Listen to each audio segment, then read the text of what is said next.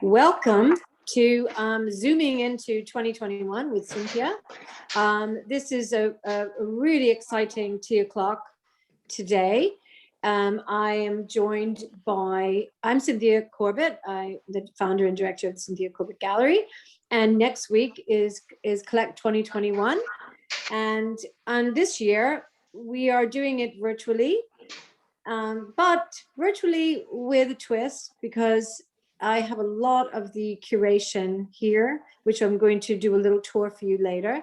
But I am so excited to be joined by the legend and the incredible, knowledgeable Preston Fitzgerald, who is, as some of you I think will know, a curator, art historian, collector, and from our point of view, the beloved judge and curator for young masters.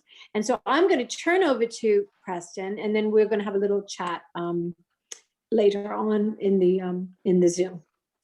Preston. Well, thanks, Cynthia. And as we're chatting earlier, you and I go back to 1997 when we were both doing a postgraduate degree in art history at Christie's Education in South Kensington with the great tutor Janet Martin, who we have on the call. And every week it was something different. So we were looking at art from the Renaissance to present day, fine art, decorative art, ceramics, glass, textile, metalwork, jewelry. So I think all that will come together in our talk about the Collect Fair, your Young Masters Artists, which is an not-for-profit you started with your gallery for artists looking to the past for inspiration. So quickly, as you said, I work as a curator of art and also judge of the Young Masters Mayless Grand Ceramic Prize, which you started in 2014. And one of the originals, Matt Smith, will be in today's talk. So basically, Collect is online this year, as is everything, all our lives on hold. And this would have been this is the 17th year of the fair, which started in 2004 at the V&A Museum for the first 4 years. And I've been to every fair but one.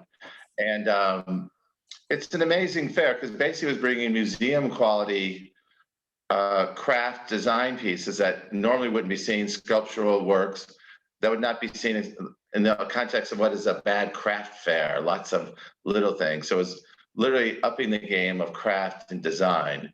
And there's been some amazing makers. And Cynthia, I believe this is your 6th year with the fair? Well, the first year we did was after the 2014 Young Masters, so 2015. And then there was 1 year we missed because they took a year off. Yeah, exactly. So I want to start with the newest artist in our show. We're going to be showing 4 ceramic artists and 1 working in mixed media. So the first artist we have is Christopher Reggio. So this is he and I socially distances in his studio in Camberwell a week and a half ago. The great thing about meeting artists is you can go to their studio, see how they work, and I always like to poke around. That's where you find things. And just to give you a background on Chris, he's originally from Montreal, did a BA in jewelry making, which will become relevant when we show the body of work he's showing with the Cynthia Corbett Gallery. And then he did a master's in ceramics and glass at the Royal College of Art. So this is a small part of his studio. If you can look at the table between the two of us, the big silver piece is his kiln. Next to it, pushed very neatly underneath, is his wheel, his electric wheel to throw his pieces on. And the body of work we're going to talk about is sitting on the table. So Chris is an interesting person because he likes very precise, incredibly linear designs and then attention to detail, which we'll see in the work. And he and I worked together about 5 years ago because every year for 8 years, I've done a work in progress show with students from the Royal College of Art at my home. And unfortunately, this year, I don't think it'll happen. So about 5 years ago, Chris and I met, and his classmate was Lucio Lewin, who we have on the call. And she was the 2nd winner of the Young Masters Mayless Grand Ceramic Prize. So I curated a show with Chris Reggio and Lucio Lewin about 5 years ago, 6 years ago this month. So it's interesting that it all comes back now. So if we could go to the next slide. That's beautiful. Yeah, this is his work. This is a body of work called Paste. And they're beautifully designed pieces. As he describes, his work uncovers a lost glamour and evokes a sense of nostalgia through material and sophistication. This body of work pace, of which we have 3 individual pieces, this body of work is centered on ornamentation without utility. That is, these vases or objects are not made to be functional. They're more made to be looked at. And if you look at the glass-like detail in these little, look like cabochon down there, red beads of glass made with lamp work. And again, this harks back to his first career as a jewelry designer and maker. And if we could see the next piece, this is using panes of glass up the body of the work. And the way he makes his pieces, he hand builds them and sculpts them. Then he makes a plaster mold. So these are actually slip cast, sometimes with porcelain or bone china. And they're giving a very sleek and high design finish to it. If we could see the next piece. Yeah, this is another almost like functional, like an urn with a lidded piece on top. So his work is looking at a lot of different influences, and one in particular is the Art Deco movement. And the next slide we have is one of his influence. He loved Cartier jewelry. So this is an example of a French clock from the 20s. You know, there's really beautiful machine age, sleek design, very modern. There's an attention to detail. If you look around the clock face, there's little sapphire gems, there's little emeralds around the ring, there's lapis lazuli. And it looks back to what Chris is doing with his work, putting these fine, beautiful, colorful elements into his body of work. And another influence for this body of work, we go to the next slide, is the Italian painter Lucio Fontana. And Chris told me an interesting story about this picture. This was very influential because this is acrylic on canvas with glass little beads and glass jars, which I wish I could show you a little better, but if you go to New York and the Metropolitan Museum, you can see it there. So this was influenced his work. And interesting, he worked for the really great artist, Edmund Duval, who was a potter, ceramic artist working in clay that sells works for up to £1 million. And they went together to the Met last year before, and he saw this piece finally for the first time. So it's funny when you know something by look, and as we all know with art history, you're used to art in the dark. So when you finally see it in real life, it's a big difference. And I think you can see the elements incorporated into his work. And then Cynthia will show you on later in the presentation, the pieces in situ.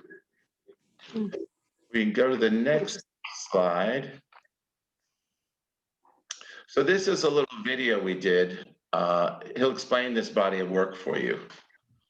So something went wrong? Not on my part, but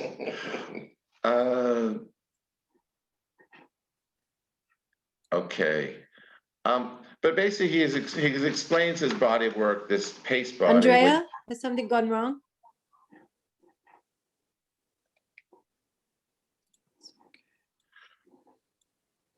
All right, well, maybe we can come back to it. Okay, here we go. Oh, great. I'm with the artist Chris Reggio at his studio in London, and we're going to talk about his new body of work, Paste, which will be at the Collect Fair this month with the Cynthia Corbett Gallery. So Paste is a body of work that I've created in response to some experiments I've been doing. The gemstones were essentially an amalgamation of clay and glass and glaze. And I was looking at finding a way of creating a harmony between a jewel and a ceramic form. The form itself came to me through a drawing. And the drawing was in response to conversations. It was a response from a period of time when I was surrounded by students at the RCA.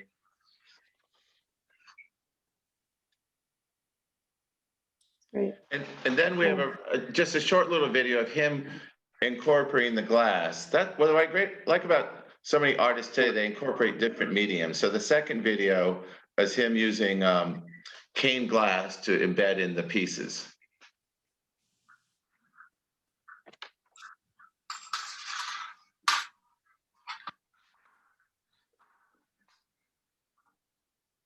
He's so precise, isn't he, Preston? Completely. Yeah, it's incredible. Really His incredible. attention to detail is incredible. So delicate.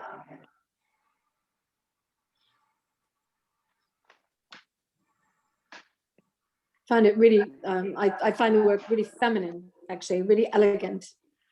Well, yeah, which is very much what jewelry design is about, isn't it? Because most jewelry is for women. Not all, but yeah. Well, a lot. But yeah, so he's using a butane torch just to heat it up, and then he'll embed it in the incised lines in the slip cast vase. So here's his measuring, because people really don't see how artists make the work, and this is just one of the fine details of him putting the glass into one of his paste pieces. Gorgeous, really gorgeous. Great. Okay, so that's it. So now the next artist I want to talk about is Amy Hughes. So this is Amy and Ernest. This is that brief window in December when you can see your friends in person. Yeah. So right before the third lockdown. So Amy, right before she had her second child, we met up in the studio and we saw these new pieces. So this is her new body of work called, there are Alhambra vases. And the studio was called Manifold Studios. It's in one of the old train arches on Kingsland, up by the Jeffrey Museum, if you're familiar with that.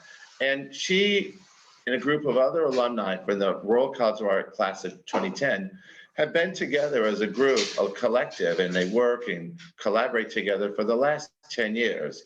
And it's a really great way that artists can work off each other. Having been in school for 2 years together, they just work off each other's energies and talents and strengths and collaborate. And so it's a great place for people to visit if you can see it when it's open once a year. But this body of work, well, before I get into that, Amy was in the original Young Masters Mayless Grand Star Prize. She was a shortlisted artist, and she did a body of work that was based on 18th century Sèvres porcelain. And that was the most luxurious porcelain in Europe at the time, other than the Meissen factory. And about the same time, the English porcelain factory of Chelsea was starting about the same time, the 1740s and 50s. So she moved on from looking at that 18th century fine ceramics to this body of work, which is based on Spanish ceramics, which I think if we go to the next slide, this is a work we'll be showing based on a Spanish vase of the 1450s, 1500. And there's only about less than 10 in the world that are complete. And she was looking at the one in the Victoria and Albert Museum, where she also was an artist in residence about 6 years ago after she was shortlisted for the Young Masters Prize. So she gets her influence from museums, particularly the Victoria and Albert Museum or the British Museum. And here's the second piece in the next slide. And they're very three-dimensional. It's a shame we can't see them in person, but Cynthia will show you when she walks around that it's decorated on all sides. And next slide, if you could bring it up, is what she was looking at, was the Alhambra vase. So this is in the V&A Museum in the medieval and Renaissance galleries. And it's not in ceramics, although they have other pieces up there. And this is one of the few completed pieces. So if you see this very tall vase, it's over, I might say about 1 meter. And it's got these slab constructed wings on the side, act as handles. That's what she was looking at. And one of the, if you look at the gold copper design, that's lusterware. And she incorporates a sense of that in her piece. If we look at the next slide. Oh, this is actually the video, then we'll see some more. Well, here's a quick little chat, her explaining this work. The Alhambra vases were Spanish ceramics of the 15th, 16th century. Can you tell me a little more about this new body of work? Yeah, it was something that I came across in lockdown, doing a bit of research for new work, and was fascinated by them. And the idea of there only being like 9 surviving ones in the world. I liked how they'd aged and all their elaborate detail, but how areas had worn away, but the most intricate drawings. And like the scale, their colour, their form. But I found them quite intriguing. A lot of them had like broken handles and quite fragmented, which was sort of led into these pieces. Yeah, because the original ones had sort of winged handles on both sides, and they're kind of tapered more towards the end. I also like the scale. They've got quite just a huge presence as well, because some of them are sort of 4 foot, but also with a very like narrow base that needed support. So it was a little bit of a play on them. But all their colours had really faded, which hence like the muted palette and the matte surface. But just like areas of glaze which kind of hint at how they might have been. Yeah, it's interesting because the original Hispano-Morris vase, now they call them Valencia, whereas had a luster finish, which I noticed in the inside of your vase. I think it's a nice little homage to that. Sort of hints at the originals. All the drawings and the monoprinting are blown up details from some of the originals, but kind of blown up to give it more of a sort of contemporary edge. A lot of them are quite Islamic patterns, so when it's blown up, very geometric. Yeah, you get you can see some of that here. Yeah, the pattern you can see in the stenciling, but also it loosely references it. Love it. Great. So that was a quick little overview. In the next slide. Amy, this is your new body of work based on the Alhambra. Okay. Yeah. All right. So Picasso, Yeah. I mean, like, it's so interesting, isn't it? Because the influence, Preston, you know, with the Alhambra, but then also you can see so much of other, you know, the journey through the Spanish, it's partly through Spanish art, you know, so Picasso-esque. Really. Well, even if you look at the broken handles, it's almost like collage, which is, you know, Picasso almost invented collage with Braque in the 1910s. Yeah. So yeah, there are as many influences that she takes and puts in these things, which, you know, once you see it in person, you'll get the sense of the detail. So if you look at the next slide, and that's the back of the ones we saw in the original pictures. This is a little bit of the luster I was talking about. She used a high finish glaze. Normally in the original Alhambra vases, the luster is on the outer decoration, where she's just put a little bit on the inside. And this is a brand new body of work. She's never made these. So these are brand new for the collector for Cynthia Corbett's gallery. This is a brand new body of work. We asked her what she wanted to make for the fair, and she described this as great. Let's do that. And they're so big. Showing this, What do you see? They're big. They're exactly. Big. And the next slide. So now we're ready to talk about Matt Smith. I don't have an interview with Matt, but next week he will be on the next Zoom talk with Tea Time with Cynthia Corbett, with Natalie Melton. So I'm just going to kind of just discuss his work. We have him talking this time next week. So he also, besides doing ceramics, because he was the original winner of the Young Masters Maylis Grand Ceramic Prize in 2014, the year Amy was shortlisted. We're going to show a new body of work, including ceramics. This is, Cynthia has the original catalog. A collector's item if you still have it. Yes, of course. So Matt told me a funny story. When he was a kid, he and his brother, his mother, they grew up near Stamford in Lincolnshire. And she says, you guys are going to learn to do needlepoint. You only have to do it once. So he and his brother made one, and he actually enjoyed it. And he continued later on with his various degrees in ceramics and masters and PhD.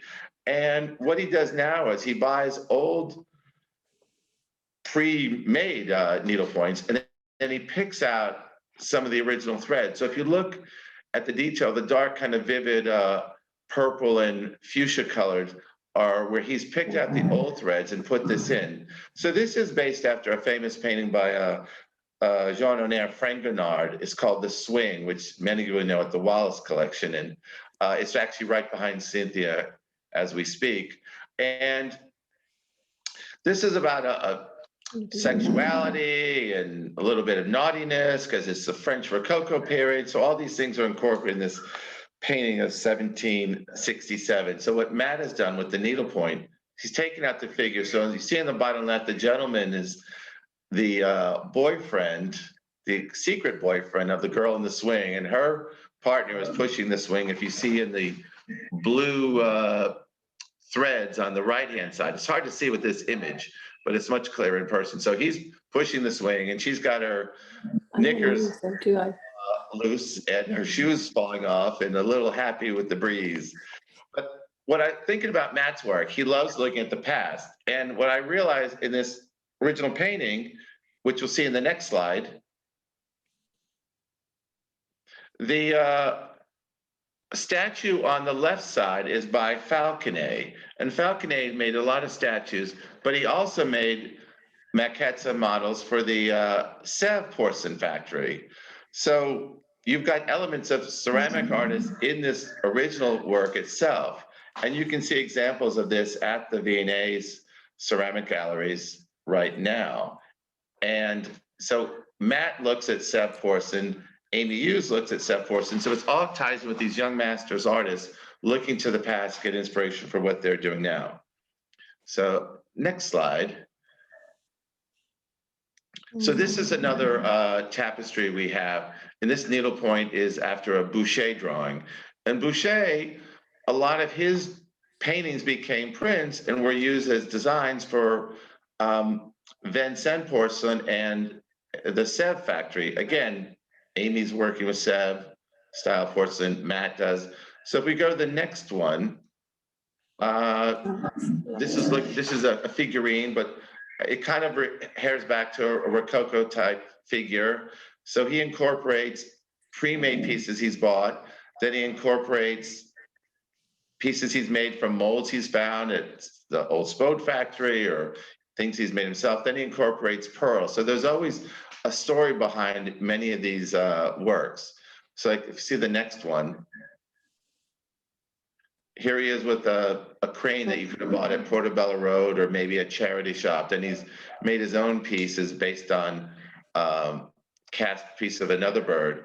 And if you look at the base, the plinth, that's one of the things he explored when he was the Victoria and Albert Museum ceramic artist in residence. One of his themes was about plinths and why things are put on pedestals, why they're on bases. So you see that in his work. He went into much more detail when he did this body of work originally. So if you see the next slide, there's a base on this figure. And I showed this one because this kind of ties in what Amy's doing, because he's using a silver luster on this, on the candlestick head for the figurine there. And I wish you could see these things in person, but we'll get to them. So here's our last ceramic artist, Albert Montserrat. And Albert's an interesting person. I met him about, I'd think about 6 years ago at the Art and Clay Fair at Hatfield House. And he's a Spanish artist, and for a number of years was based in Barcelona, where he grew up. Then he moved to Mexico, and with this partner worked on Mexican style pre-Columbian ceramics. Then he came and lived in London when I met him after he'd done his degree in product design and ceramics. Well, this vessel here is based on a Korean form called a moon jar. And a moon jar is, it's a jar in this form. I'll show you an original one in a minute, but it's done in two halves where you throw it, and he throws in porcelain, which is incredibly hard. If you think the most easiest clay to work with is earthenware, then the next is stoneware, then porcelain. Porcelain is like working with wet putty, if anyone who works on the wheel knows. But he can throw these very large pieces, and they're quite monumental. I'm sorry this picture doesn't do justice to the scale of it. You'll see when Cynthia shows. When we do the tour, you can see. So if you go to the next image, this is a moon jar. And this one is in the Victoria and Albert Museum, which I highly recommend. This Samsung galleries on the ground floor. And as you can see in this example, you can see the two halves. And this form goes back about 700 years, and there's been a real revival in the making of moon jars, not just in Korea and Asia, but many artists in around the world. And Albert Montserrat is one. So he very much incorporates the young master spirit, where he was shortlisted in the last prize 2.5 years ago, and he would receive an honorable mention. And that's what we like about working with our artists. They always are influenced by the past.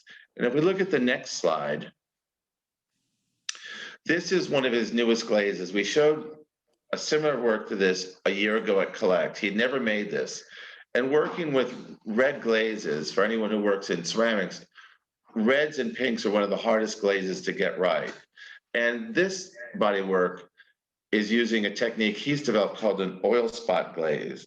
Now, an oil spot glaze was a very old-fashioned glaze that wasn't really used for a long time when it was first invented, because it's high in iron glazes and it's applied in really, really thick layers.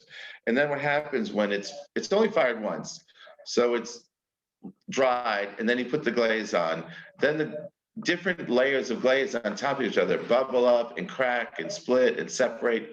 So you can see it in great detail. If we look at the next slide,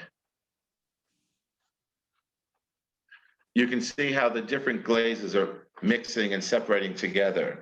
So by the heating process, and he uses a temperature in his kiln of 1300 degrees, which is incredibly hot for porcelain. And there's a lot of risk. The higher you go in temperature, the more breakage and damage you have. So this is really tough to get right. And he's developed his own glazes. And if you go to the next slide, this is much more of a drippy one, you can see. And he uses a resist because it drips in the thing. At the bottom of this pot, you can see a little white line where he's put sort of a tape or resist so it won't incorporate. But you can see the green glaze is dripping down almost like goo. And Preston, can I just interject Yes. here? For people that want to know a lot more about his glazing, we have a fantastic online viewing room on the website. Yes, yeah, please. Called Glaze. I don't do it justice in my brief description. Yeah. But it's got a lot of videos.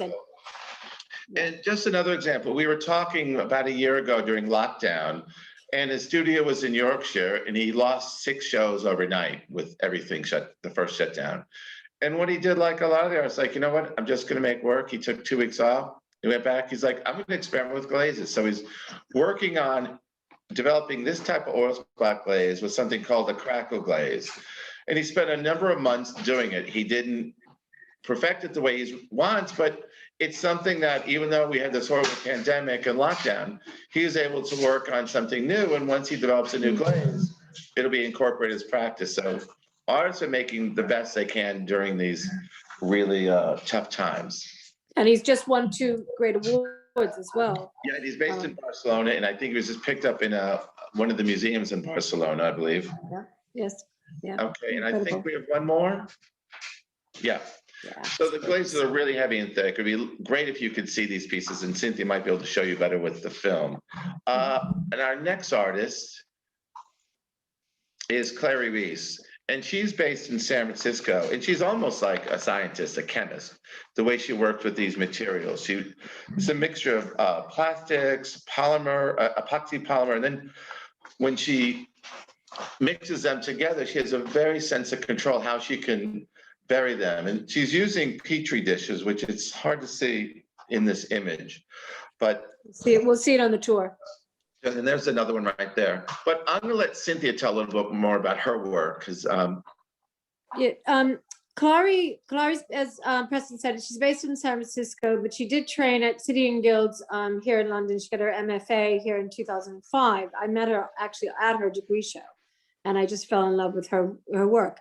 This is all about materiality, because she's actually invented her medium, not the resin. Obviously, resin she uses, or epoxy polymer she uses pure pigment, not paint. She uses all kinds of other things, and some of them I know, some of them I don't know. And she experiments a lot with her medium. But what she does is she is very much inspired by science. So these are called hypochondria. This is an exploding hypochondria. And all her work has scientific influences and organic processy influences. And each one of these is done uniquely. And sometimes she gets her references from actually going under the microscope. So we had one of her exhibitions was called Under the Microscope. And then she has so much inspiration because of where she lives with nanotechnology and new forms of technological advances in science. And she's just amazing. And we debuted her for the first time at Collect last year. because she's in my fine art gallery stable. However, her work is very much objects as well as flat pieces. So we had a fantastic debut for her at Somerset House, and we'll show you a little bit more when we do the tour. So now, Preston, you tell me, should we walk around a bit and you can talk while I'm walking? Certainly. So let's see. I'm going to do you want to switch the camera? I switched the camera. Sorry about this, guys. I'm like the least technical person. Okay. So is it switched? Okay. So Preston, you can talk. I mean, I'll be in front of the various. You need to hold that. You need to hold this. It's gonna fall. Yeah, you hold that. So here's what we tried to do, and I think for the audience, hopefully you'll be able to see. We tried to recreate as best as possible the curation that we would have had at Somerset House, and what we did is we put an installation together of various works of, in the case of Matt, both his textile pieces.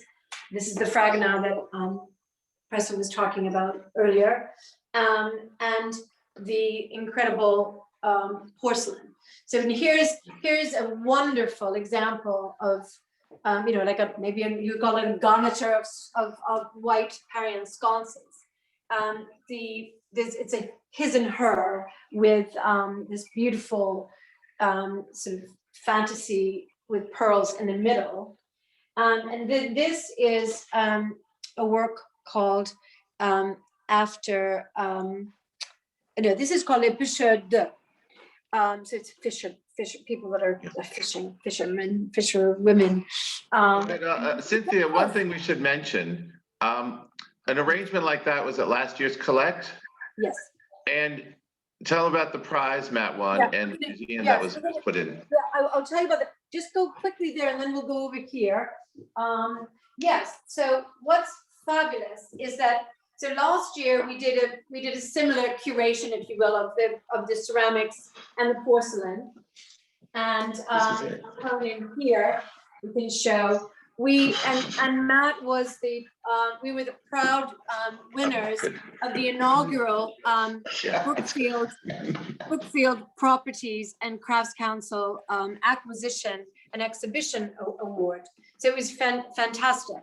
And so the Crafts Council, with the assistance of Brookfield, was able to acquire a number of pieces for their collection, and then Brookfield hosted an exhibition format in their offices in the city, and it was really, really fantastic. I love this curation here. It's to me, very pastoral, very Arcadian, and I think maybe go close to some of the actual textile pieces, so people can really get a feel for what he's doing, because he's unpicking the found object, and then I think, Cynthia, that's a good example, better than the one I showed, of that. You can see how he's taken the threads out, which he said are much harder to take out than to put the new ones in. And one thing we might add, one of his textiles last year, which we showed for the first time, was bought by the Victoria and Albert Museum for their. So he's double V&A, because the V&A has his ceramic pieces and now his textile pieces. So I'm conscious of time. So shall we move to Albert? Sure. Here we go with. So to give you a sense of scale, can you see the sense of scale and the absolute beauty of this cadmium jar? I mean, it's just so tactile and incredible. And inside is a work of art in itself. I don't know if you can really see it, but you can see the size and the shape. And then if we look at the green Irani vessel, which is slightly more tapered, maybe a little bit more feminine and delicate. And the way he does his glazes, it's extraordinary. I mean, the online viewing room films it's really worth watching. It shows the physicality of this, because as some of you may know, obviously people that are experts in makers of ceramics and porcelain know, that it's a very physical activity. So I think we'll go over to the Christopher and Amy.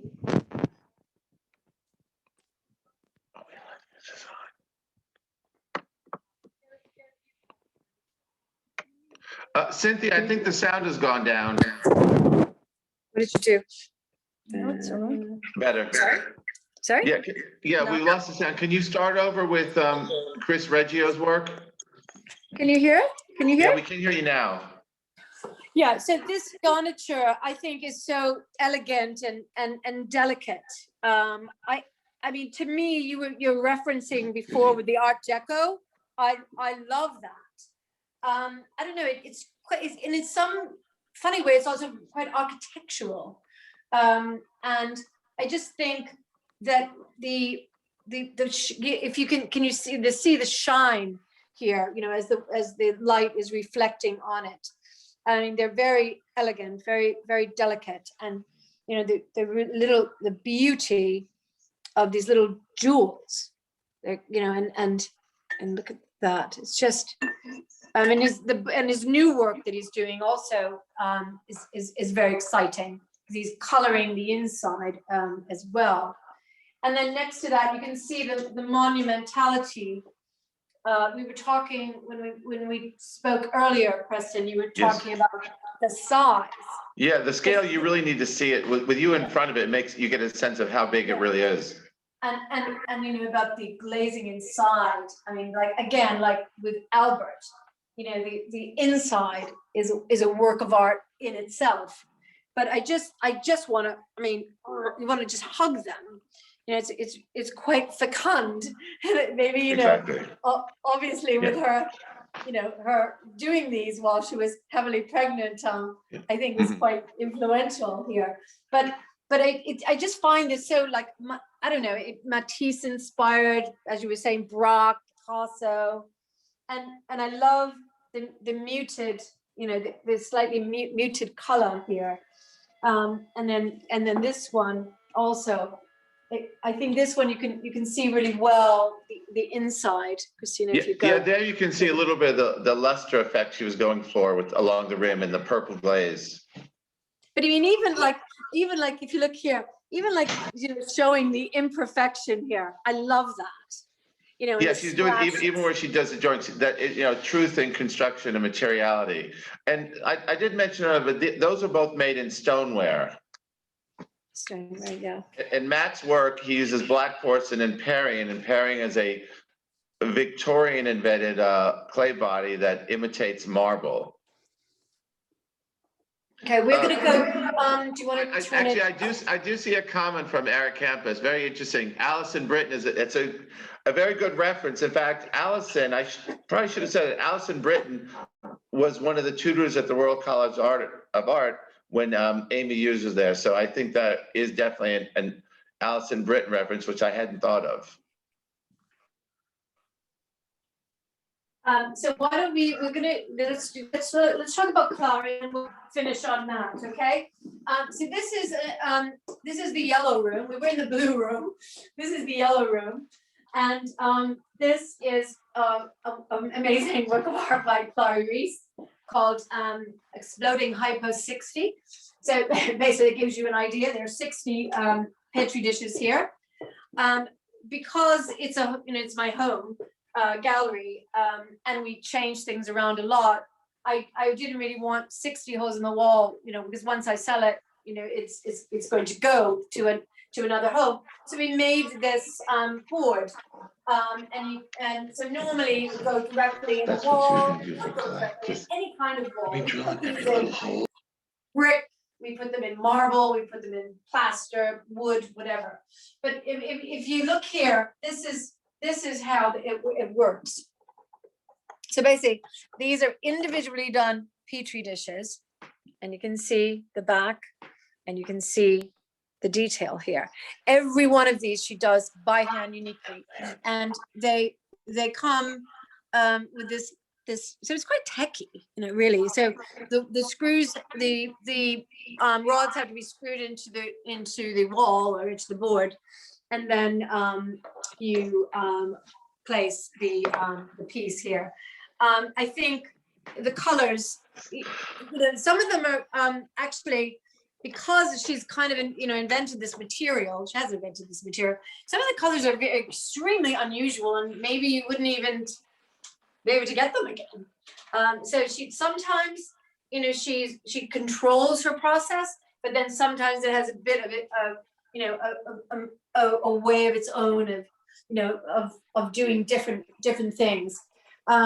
She is about to, I think I don't know if we can announce it yet, but she's about to get a very, very massive commissions. I mean, she has had commissions with Google, with Microsoft. We did a massive commission for her with the Great Ormond Street Hospital for Children. You can imagine how much children love these works. And with the medical hospitals, there's a very good relation there. And then I think we'll end on Preston, time-wise, we're going to end and then take questions. Yes. Okay. Perfect. Yes. And this is, you know, obviously your favorite after Boucher. I don't know. It's kind of like my favorite now too. I don't know if I ever want to. It is for sale, of course. All this work is for sale, as you know, as part of Collect. But oh my goodness, isn't it just amazing? And I love the installation surrounding it, so you can really see the black Parion pieces with the textile piece. I have to say, the horse, still one of my favorites. I think that's absolutely gorgeous. And it's interesting how Preston, you were talking about his use of pedestals. Yeah, Plin's was a big part of his practice when he went to the V&A for the ceramic residency.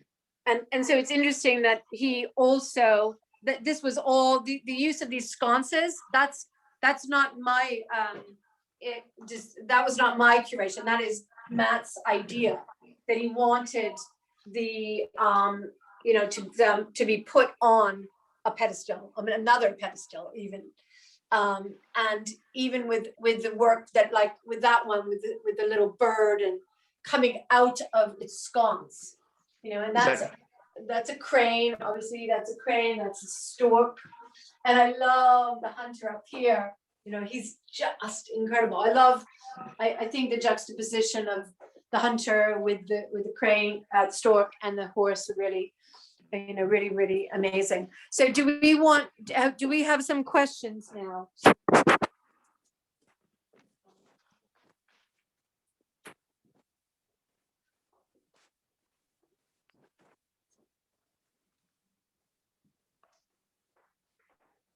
Preston talking? Yeah, oh yeah, I'm ready for, we have some questions, sure. Okay. So is there other questions in the chat? Do we know? Does anyone have any questions? Not at the moment. Or comments? Anyone has any comments, put them in the chat room. Someone's saying here, Carrie Cunningham is saying, gorgeous, elegant work, spectacular work by Amy too. Thank you. Thank you. We like your taste, Carrie. You have very good taste. I loved your presentation at on Sloane Street. Thank you. Yeah, it was really fantastic. Deborah, our cosmic and spiritually connecting with the shapes and colors. Yeah, there's a lot of, I mean, there is a lot of color, isn't there? And Cynthia, one thing, if lockdown ends after Easter, would your home gallery be open for appointment for visits to see the work? Absolutely. Yeah, so we are not, so because this is my home, so we only are open, normally we're only open by appointment or invitation. But obviously, once hopefully lockdown will be over, yeah, it would be a pleasure to welcome people. And this can be, we'll probably keep the curation up for, quite a while, so that people can see things in person. I can also, the other thing we're doing with some of our clients, we are after the collect week, we are allowing, as long as it's insured, pieces to go out so people can see them in their home. Because we don't know when people are going to be able to actually physically see us, again, we just don't know in real life when that's going to happen. But I also do private Zooms. So, if someone was really interested in, in this Albert piece, we can really get down and see it. And we're trying to do, we're just being as innovative, Preston, as we possibly can be. Well, exactly. So, I mean, it really makes a difference, especially with ceramics, because you've been working with fine art and sculpture since the beginning, about 20 years ago, and pretty much the last 6 concentrating with the body of ceramics. And I always tell people, the more you see, the more you know. You really need to see things, get a sense of it, the size, the weight, proportion, and then the finish, which you can only see so much even in good photographs or even in a Zoom talk. But one of the things I found, as you did too, as we kind of mentioned earlier off screen, to develop your taste for ceramics, which doesn't come easy, it's go out, see things, go to fairs when they're available, go to galleries. Museums are a particularly great choice. Yes. Like the V&A. I mean, you could live in the V&A. My favorite museum, I won't deny it. There's ceramics in almost every gallery. The China gallery has incredible ceramics where porcelain was invented. The Japan gallery is next to that, next to the Korean gallery. The British galleries have all types of British ceramics and things associated with ceramics in Britain from the year 1500 to 1900. The top floor of the V&A is nothing but ceramics. It's a world history. It's probably the most encyclopedic collection there is of world ceramics. The British Museum has an incredible collection. The Wallace collection has the finest collection of Sèvres porcelain outside of Paris, the Louvre or the Sèvres Museum. I mean, there's just great places to see ceramics.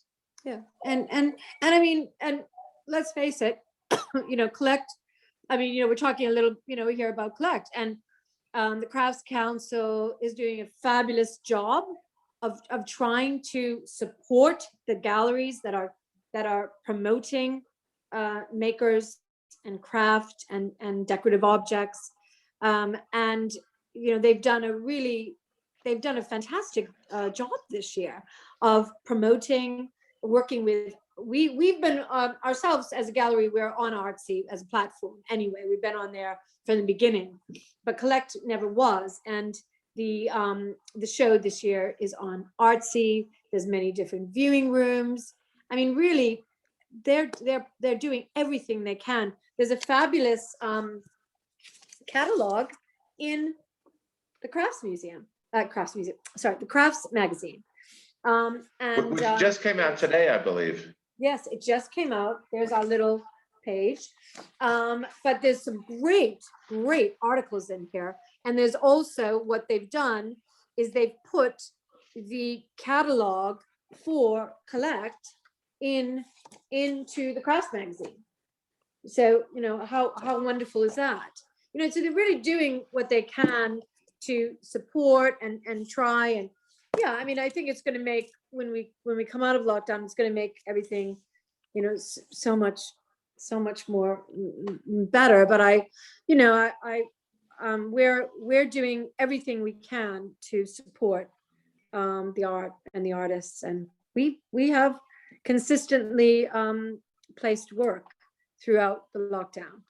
And no, it's true. It can't be emphasized enough, helping emerging artists and established artists, because every one of them, their career depends on selling their art, their ceramics, or works with clay. I mean, it's really tough for all of them.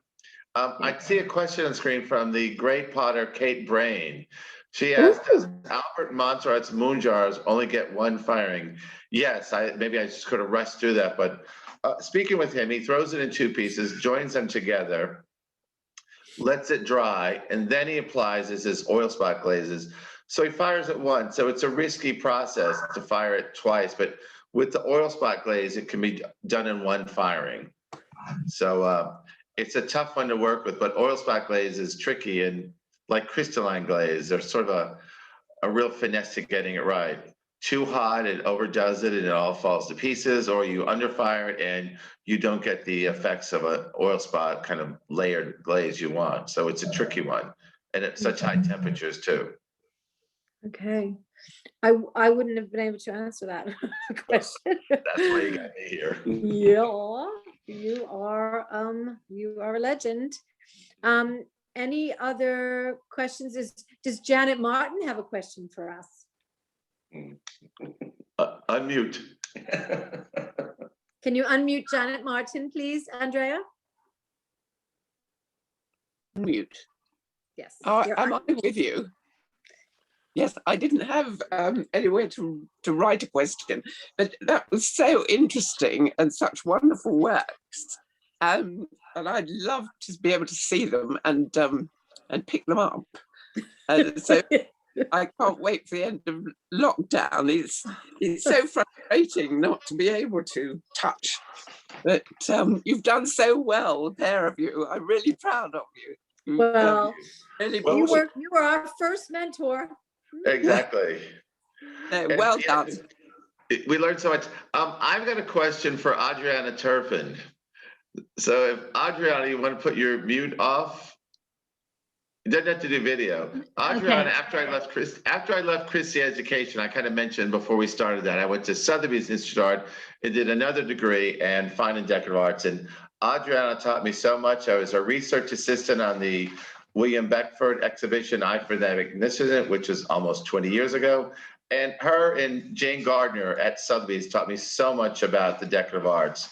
I'm just curious what you would like to say about the show, because you bought Lucille Lewin's work at the last Young Masters. Okay, I'm going to show myself. Yeah, well, I'm just regretting that I didn't buy more when I saw you last year at Somerset House. I just think they're wonderful. The problem is deciding what you like. I confess that buying ceramics and buying contemporary ceramics and led by Preston into all of these wonderful paths, it's irresistible. And yeah, they are gorgeous and they are beautiful. But I wrote privately, I mean, watching how they've changed as well, you know, because I think Alberto, I remember very well that a huge vase I saw, which was stunning, and then to see that your red one, God, I could be.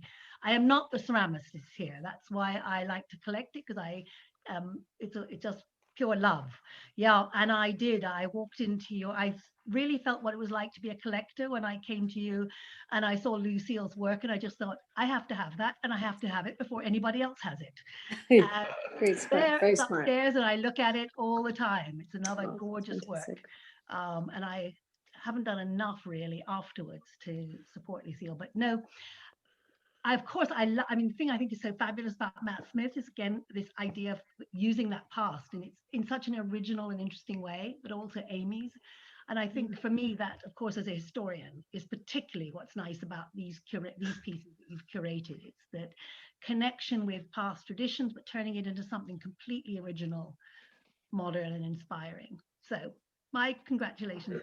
Well, thank you. But one of your specialties, of course, I took was the Studio, the Kunstkammer, and the Wunderkammer. So very much this incorporates that with Cynthia sort of putting many elements together in a small space. Yeah. And that was the conversation, of course, I had with Lucille, which was the other final sort of, you know, telling point, was when she talked about, again, you know, her fascination with curiosity, materials, bringing naturalia into the world. So again, these ideas go on and then they get reinterpreted. And that's what we keep on saying to students. Yeah, it's fantastic. Oh, well, that's wonderful. I mean, you know, I've always, for me, I've always loved ceramics, and I've always wanted to have ceramics as part of the fine art practice. And then when we were fortunate enough to get a patron in Melis and James Grand in 2014, we were able to expand the Young Masters. So that was fantastic. Cynthia, I see we have one of our viewers is Ellen Hughes, who was in the last Young Masters, was a short list of ours. And she's a Welsh artist based up in, right now, she was originally a student in Cardiff, and now she's based in Northern Wales, where her family is. And I'd like to ask Ellen to put a few words in. I know I'm putting you on the spot, but I've been your mentor for the last year through Cardiff Metropolitan University. Ellen?